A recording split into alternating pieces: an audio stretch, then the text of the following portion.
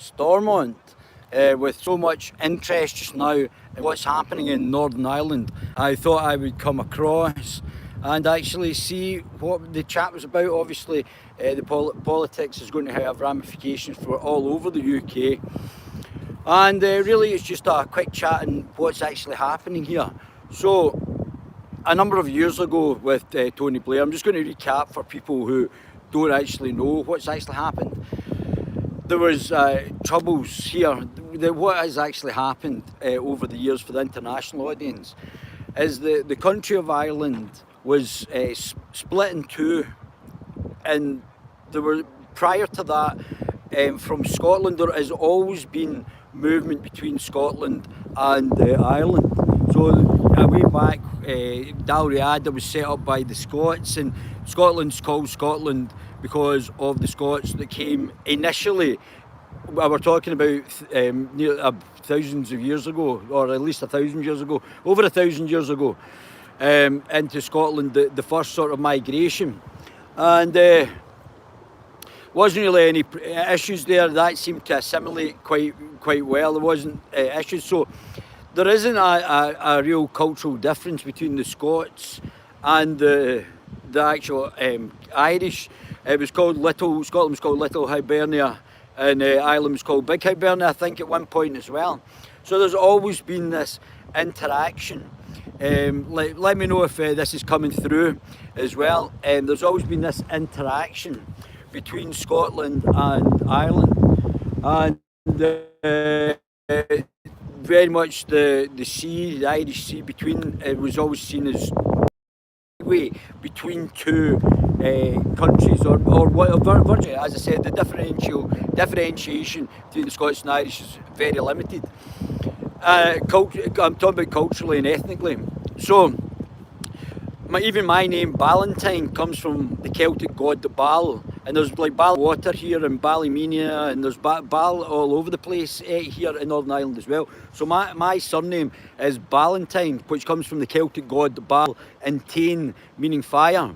Hi, how you doing, Hank? Hi, good to see you, buddy. Sorry about the other day there, we had a bit of a problem thanks to YouTube. Hopefully that'll get sorted out. So what's actually happening just now? So there was immigration, so there's always been immigration between Scotland and Ireland, always, for hundreds, thousands of years. There's always been immigration. And one of the things that we don't talk about is there's the P and the Q Celtic languages. These are the original languages in the UK. So Welsh, and also what happens in Cornwall, they've got a version of the original British language is still there.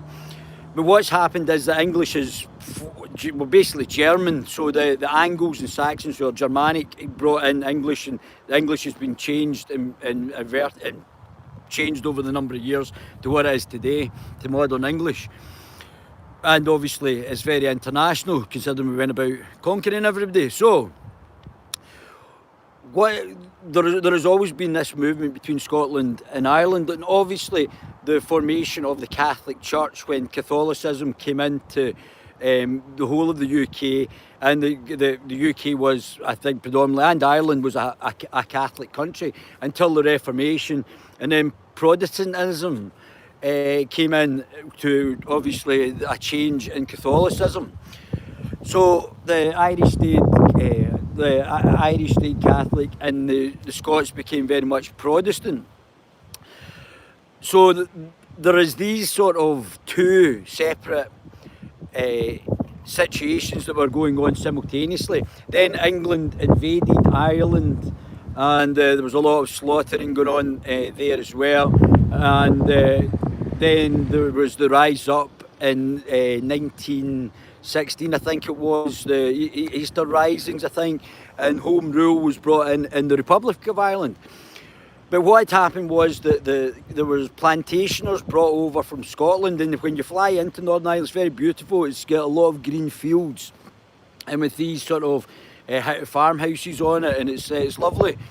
And when the Scots were actually, I think, invited over by the Lowland Scots, were invited over by the Irish, and even when you look back at what happened with Robert the Bruce invaded Ireland not to help the Irish, and he was joined with some of the clans in Ireland to go and fight the English here to set up a second front after winning at the Battle of Bannockburn. And these are all things, historic things that have actually happened in the past. And that, all of these sort of incidents in the past cumulated to get the situation we have today. So we have got predominantly Protestant Ulster Scots, they're called, but they're basically just Scots. But as I said, there's no real differentiation ethnically between the Scots unless they're of the Huguenot basis. And that's a different, I'm not going into that, but that's a different show. But these people have come in as well. And we've also got the Irish. The Irish, there was a second wave of immigration to Scotland in, I think, the 19th, 20th century, where Glasgow was industrialising. We were producing some of the biggest ships in the world as well. So these were all things that were actually happening. And there was migration both from Catholics and Protestants. And the Catholics weren't being treated very well from certain communities in Ireland and Scotland, and that is culminated in Rangers and Celtic being sort of hubs of these two, but similarly Celtic, but differences between whether they want to be British, and some of the Rangers supporters of the independence who want to be Scottish. But I don't know how they want to be Scottish in Europe. That's a political oxymoron that wee Nippy's trying to push in a daft fake SNP mob. They're just global shills, as I've told you. And obviously what happened with the Irish in Scotland as well. And the Irish have actually now, it's changed a lot since the Good Friday Agreement. The Troubles have considerably gone down. And there's been a big change. There's not the problems. If Northern Ireland want to rejoin the Republic, they have to do it in a democratic process, and that democratic process has been set out democratically in the Good Friday Agreement. The difficulty is now that the UK has left the EU, and the Northern Ireland, who is still part of the UK just now, voted. Well, I think they had a majority to actually remain in the EU, which would have allowed continual open borders between the north and south and the free trade and everything. But now Boris had to fudge the deal for the EU, and he's now got some sort of barriers between Northern Ireland, which Arlene Foster on GB News was complaining about, and a lot of unionists are complaining about, that there's borders between Northern Ireland and the rest of the UK. Now there's been muted terms that we should be getting a rail and train. All right, matey, they removed something from the industry around WW2 time, a simple method of, I couldn't get all of that. So we've now got tunnels potentially that will link southern Scotland towards Belfast, and with the hyperloop that's happening, that might go down. You'll be travelling at 700 miles an hour in a vacuum, go down to Dublin, and then another tunnel, road and rail tunnel, maybe even a road and rail tunnel, and maybe even it's getting windy, road and rail tunnel, and maybe even a cycle tunnel, because it's only so many miles, it's cyclable, that you would be able to cycle from these parts into the countries as well. Let me just turn this round just to show you what the view is. Let me just take it to the side so you can actually see how far I walked. So this is it's very beautiful. It's a lovely place. So let me just try and tighten this up.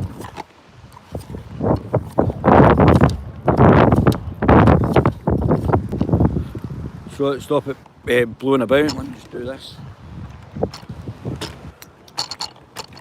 So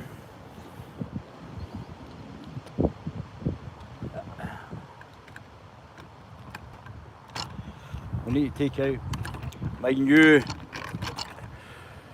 new tripod. So where were we? So this is the Parliament for Northern Ireland. So it stopped meeting because of languages. Now the Sinn Fein wanted, which I think is completely acceptable, road signs to be in Irish and Gaelic basically, which is the indigenous language to Ireland, all of Ireland. And the Unionists wanted Ulster Scots to be a recognised language as well, and that Ulster Scots should be on the road signs. So I would have said that both could have worked on the actual road signs, and there should have just been a wee bit more democratic process. Yes, this has been proven not to be corruptible. Yes, indeed. Then they stopped the meeting because the Sinn Fein wanted these road signs in Gaelic, and the Unionists didn't want it. They wanted the Ulster Scots. But Arlene Foster has now been removed. I've just been told, I believe this is correct, from her job, and some other Unionists. And what has happened is the Westminster has gone over and above this Parliament and said that Sinn Fein can get the signs in Gaelic as well to move forward the process. So the Good Friday Agreement has stood.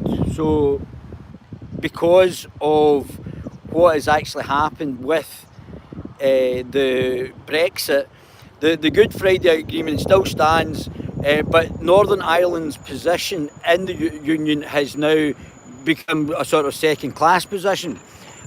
With these alleged road and rail tunnels, that will give some connectivity, and it could be beneficial for not the whole of Ireland being directly connected to Scotland as well. That'll open them up to the rest of the UK as well, and especially if they do a second tunnel down towards Cardiff, Swansea, and that sort of general direction as well, from the southeast of Ireland as well. So it'd be like a big U. So, and especially, as I said, with these new ultra-fast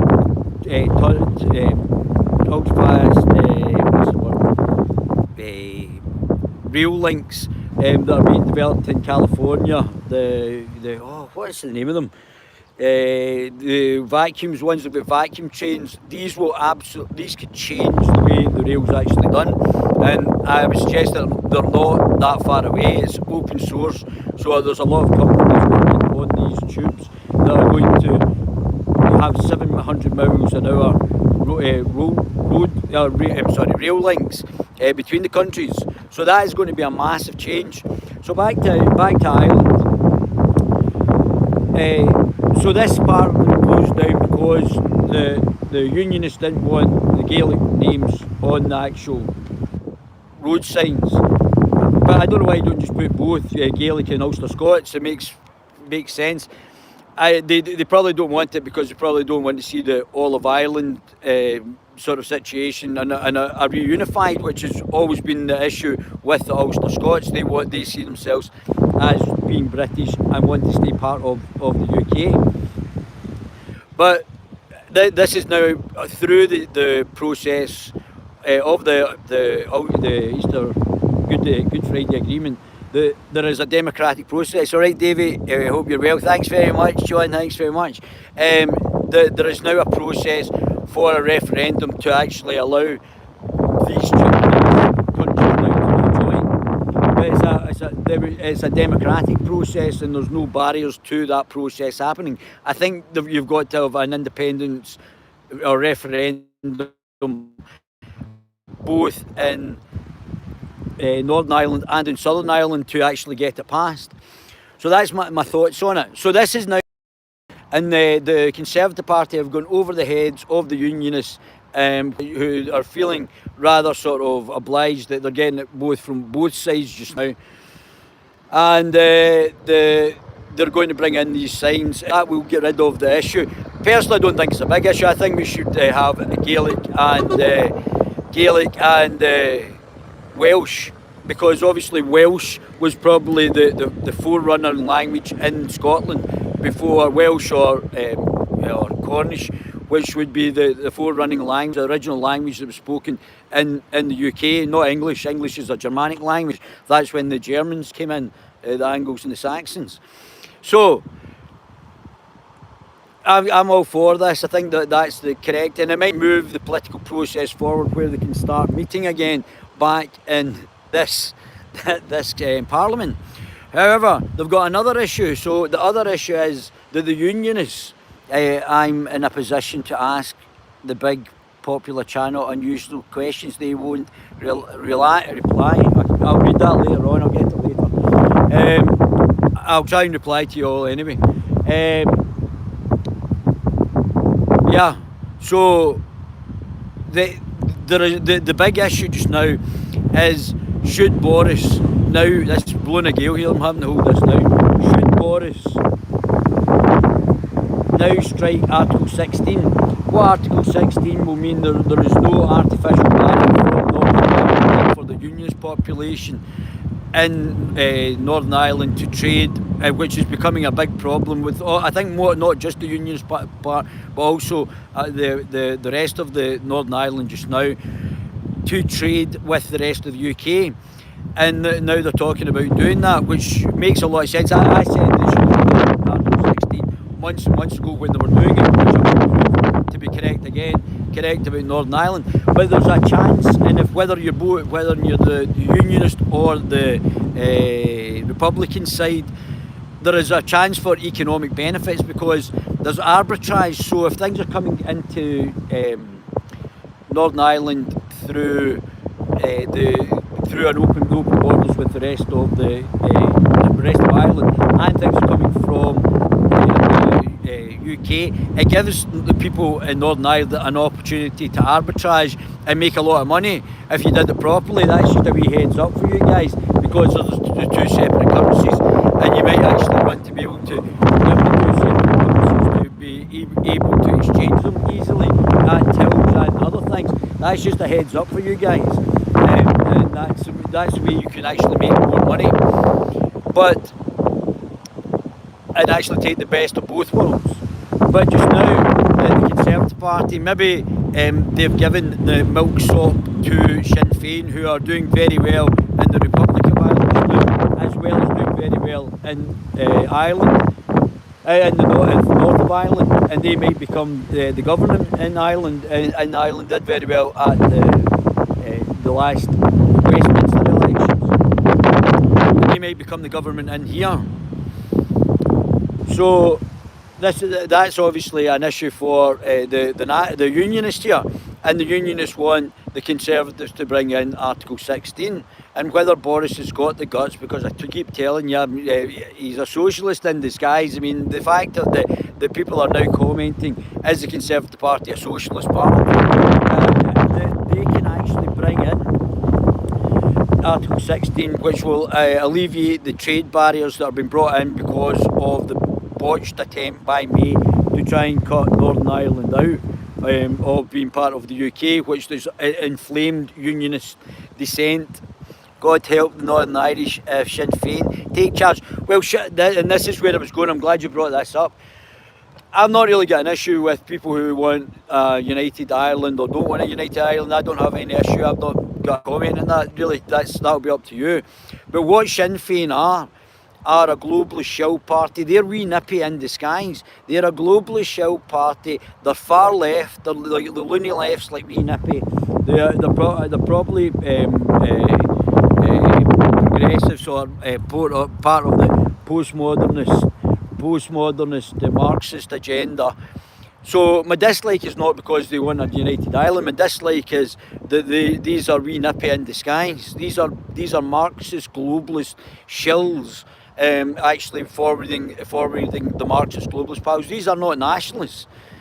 These are not nationalists. You can't be a nationalist and say, oh yeah, I'm a nationalist, but I want to get controlled by an unelected body, a globalist body in Brussels, or what the actual objective is to have a one world government and a one world currency. That's not nationalism. So Sinn Fein are not a nationalist, they're just a corporatist, globalist, shill party, pro-Marxist for you, Marxism for you, discrimination for you.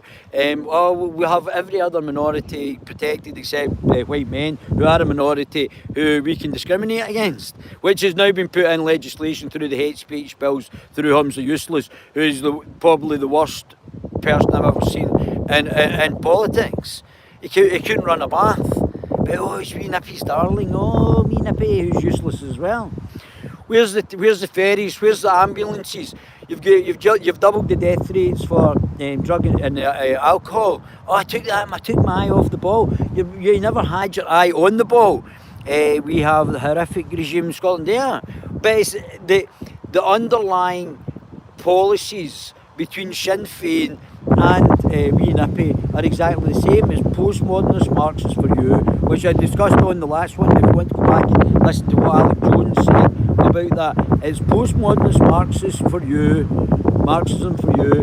That we've destroyed your businesses. We've got nearly big fascist corporations dealing with all the business, and you're not going to get on. You're basically going to go back to serfdom, where you're not going to get your businesses, and that's what wee Nippy did. Alex Jones was completely on the money. I already knew that, and I know I talked to Alex. Well, I don't talk to Alex. That's not a lie. I'd love to talk to Alex. I'd love to get on the show or get on his show. He's a great guy, and he filled in a few missing blanks for me. But that's what they're doing. And I've already told you, it's Marxism for you and corporatism for me. Welfare by the state. 3.5 trillion pounds to thing. Communism have 1,000 different names and was 1,000 different masks. That's it. What they usually do is like they front something else. So Black Lives Matter is their front for the underlying authoritarian communism. World Economic Forum, they want everyone in servitude. That's right. Of course it is. Of course it is. So I think Stormont will go back, and that's my thoughts. I think Article 16 may well be triggered, and I think he should have done that months ago, but I think it's coming just now. I think the unionists are at the Conservative Party conference. They're putting pressure on it. Arlene Foster's away, and there's going to be a new head. And actually, I like Arlene Foster. I've spoken to her a few times. But I'm more than happy to talk to anybody. I've talked to Sinn Fein, talk to anybody else. So, very interesting. Well, look, I think the Good Friday Agreement will hold up. I think there's actual benefits for the connections between Scotland, the road and rail connection, tunnels, and even cycling tunnels between Scotland, and then down past south of Dublin, get them into the south of Wales as well. Then there'll be a big Hyperloop, that's the word I was looking for. The Hyperloop. And the Hyperloop's going at 700 miles an hour. That would make Edinburgh to London commuting distance by train. If that's not this TR2 or whatever it is, that's only increasing the trains by 20 minutes. This is Edinburgh to London in an hour and a half. Even stopping down on the west coast, back Glasgow. Glasgow and Edinburgh would then be commuter belt for this. HS2 is piss, yeah, it's bollocks, but the Hyperloop is not. If it works, if they get it to work, long distances, that's what we should be looking at. And if it carries freight, then even better. We would be better waiting rather than spending this amount of money on that. We'd be better saving it in a pool for the Hyperloop to actually get going. We can still build the tunnels between the island and Northern Ireland and Scotland anyway, which I would definitely be doing. So, quite interesting. I hope you guys found that interesting. I just wanted to come. So I think this is going to be back. I think Article 16 is going to be done. I don't think it really matters about signs in Irish. I actually like Gaelic because it's a beautiful language as well. It's not really a big deal. Only 60,000 people here speak Irish in Northern Ireland, and I think it should be rolled out here in Scotland. I think in our schools in Scotland we should have Gaelic and Welsh or Cornish Brittany, because they're the original languages in Scotland as well. We should be re-Celticising, decolonising and Celticizing our curriculum. That's what we should be doing. So this place back, and I think that's the mainstay from what I'm talking about just now. Article 16 will be triggered. They should have been triggered before, and they will do it just now. I think the pressure is on from the unionists, and it's causing economic problems for the unionists, not just the unionists, and for the nationalists or the Republican side as well, from an economic point of view. So might have to be slight changes to the Good Friday Agreement, but I'm sure that these will be minor changes and not significant to start to trouble anyone. There might have to be concessions at the borders and things like that, but yeah, that's it. So me, Guerilla TV from Stormont. Hope I filled you in and what's happening in Northern Ireland as well. Come on, mate. I used to think the same about Scots Gaelic, but it's very effeminate. Well, you don't have to learn it. Learn Welsh or Welsh or Brittonic. It's great, beautiful language. You want to hear them singing. Right, I love my baby gorillas. I hope you enjoyed that. That was just a wee short one. This is the first time I've actually saw Stormont, so it's absolutely fantastic.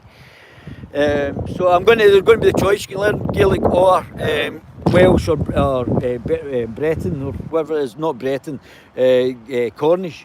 So this is it, guys. These are the original things, but it's a beautiful building. I mean, I don't know if you can get that. Let me just flick this round, see if you can get this. It's some walk up there.